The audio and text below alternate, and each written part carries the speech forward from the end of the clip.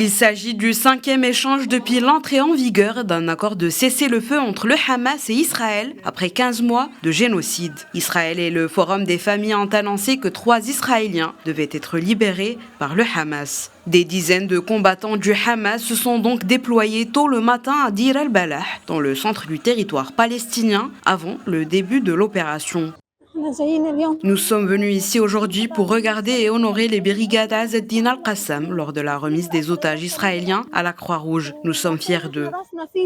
À Tel Aviv, sur la place des otages, des centaines de personnes étaient attendues pour assister à la retransmission en direct de cette opération. Selon Amani Sarane, porte-parole du club des prisonniers palestiniens, Israël va libérer 18 prisonniers condamnés à perpétuité, 54 condamnés à de lourdes peines et 111 arrêtés à Gaza après l'attaque du 7 octobre. De son côté, le Premier ministre israélien Benjamin Netanyahou suivra le processus des États-Unis où il est en visite. La suite du processus de cette trêve reste toutefois incertaine, surtout après l'annonce choc par Donald Trump d'un projet d'évacuation de la bande de Gaza pour pouvoir la reconstruire. Nous avons vécu la guerre pendant 475 jours et nous avons été déplacés d'un endroit à l'autre, mais nous n'avons pas quitté Gaza et ils ne pourront pas nous installer ailleurs.